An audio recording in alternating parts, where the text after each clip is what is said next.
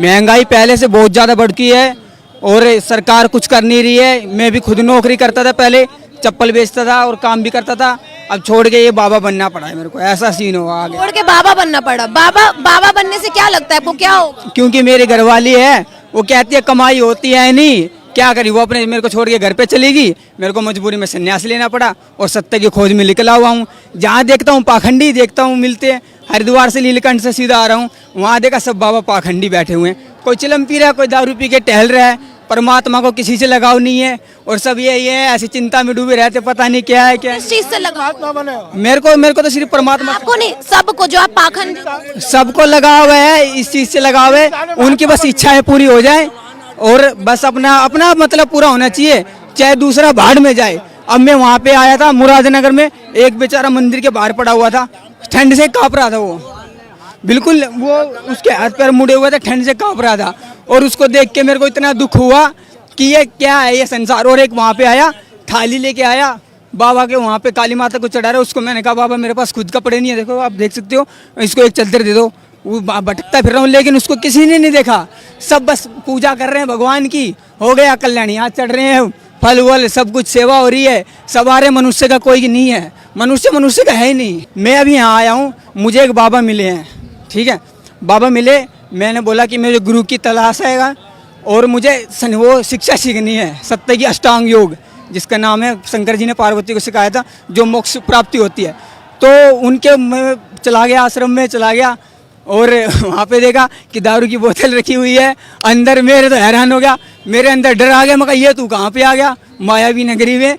अब वो बातें कर रहे हैं, तेरे को चेला बना लेंगे, तेरे को वहाँ आश्रम है वहाँ बिठा देंगे, 30 गाड़ियाँ हैं और वो है और मठ है, हमारे पास इतनी धन संपत्ति है, सब तू हो जाएगा। तू अगर जो बड़ा, अभी तेरी उम्र कम है तो बड़ा हो जाएगा तो पता नहीं क्या क्या तेरे नाम हो जाएगा। ऐसे ऐसे बाबा हैं जो किसी के पास तो कुछ भी नहीं है, खाने को दाना नहीं है, और बाबाओं के पास आप देख लो जाके 1000-30 गाड़ियाँ, 40 गाड़ियाँ, सब कुछ चलता है। ये है माया, असली माया तो ये। सबसे ज्यादा संपत्ति किसके पास है? बाबा के पास है। हाँ, धर्म जाति पे राजनीति भी होती है, लड़ाई दंगे भी धर्म जाति पे ही होते हैं। मेरे से भी उन्होंने पूछा था कि तू किस जात का है, तेरे को संस्कार ना पढ़ना करना पड़ेगा, तेरे बाल काटने पड़ेंगे, तेरे को डोरी पहनानी पड़ेगी, तेरा वस्त्र का ये सिखाएंगे वो सिखाएंगे। अब मैंने तो हाथ जोड़ लिया बाबा, मैं तो बस इन सब से मुक्त हूँ। कौन करता है ये आडम्बर करता है, बस दिखावा। कौन करवाता है ये सब आप समझता हो, बस किसके अंडर में कह तो नहीं सकता ये, लेकिन ये सब संपर्क में है, इतना पता है मेरे को। इनका सबका संपर्क आएगा, आप समझ सकते हो। मैं नाम तो ले नहीं सकता हूँ। आप आराम से कहिए, जिससे कि हम नहीं चाहते कि आपको दिक्कत हो। जितने भी मठ है, जितना भी जो कुछ है, ये आपस में इनका संपर्क होता है, लेकिन ये किसी की सहायता करे या ना करे। मैं ये कहता हूँ अगर जो एक अनपढ़ भी है ना, वो मठ में चला जाए, वो भी करोड़पति बन जाएगा भिखारी से, ऐसा हो सकता है। ये सच है। इतना बड़ा दावा कैसे कर रहे हैं? क्योंकि मैंने खुद अनुभव किया है इसका, और ये सच है। कोई माने चाहे ना माने, आप भी अनुभव कर सकते हो। लेकिन सच्चा इंसान इन सबसे परे रहता है, केवल परमात्मा उसके हृदय में रहते हैं। मेरे हृदय में भोलेनाथ, आज मेरा उपवास है। वो कह रहे थे बाबा तू खा ले कचौरी, उपवास कुछ नहीं होता है, लेकिन मैंने नहीं खाया। उन्होंने मुझे दही दिया, मैंने दही खाया, ठीक है, और उन्होंने कहा कि उपवास में बर्फी खा सकते हैं, तो बर्फी खाया। मैं देख के हैरान हो गया कि इतना कुछ होते हुए भी हमारा देश भिखारी बन के रह गया। बस मेरे हाथ में कटोरा है लेकिन खाने को कुछ नहीं है, ऐसा है हमारा देश। ना सच बोल रहे हैं, आपको आगे दिक्कत नहीं हो जाएगी? मुझे दिक्कत ही हो रही है, मेरा तो जो कुछ था वो भी छिन गया। अब क्या ये भी छिन जाएंगे और क्या होगा, शरीर छिन जाएगा।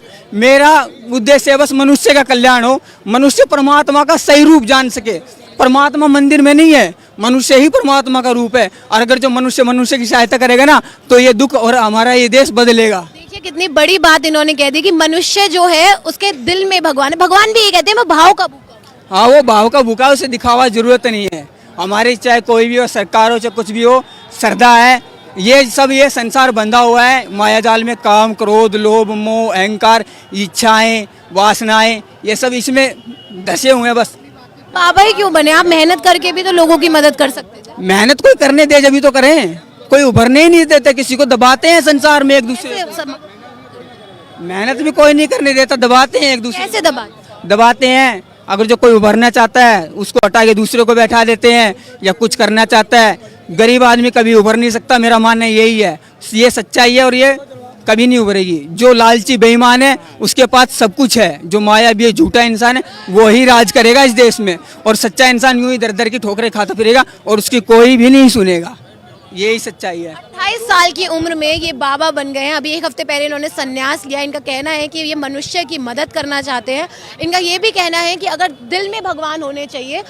देखिए, इनकी बातें मुझे बहुत हद तक सही लगी, और जहां एक तरफ लोग कह रहे हैं कि गरीबी नहीं है, बेरोजगारी नहीं है, उस पर भी इन्होंने सवाल उठाया कि नहीं, ऐसा नहीं है, गरीबी है। हमारा डेटा भी यही कहता है, गरीबी, महंगाई और बेरोजगारी बहुत ज़्यादा बढ़ गई, जिसकी बात मैं लगातार हमारे चैनल के माध्यम से उठाती रहती हूँ। आपका इन पर क्या कहना है इस वीडियो पर, हमें कॉमेंट सेक्शन में ज़रूर बताएं। धन्यवाद।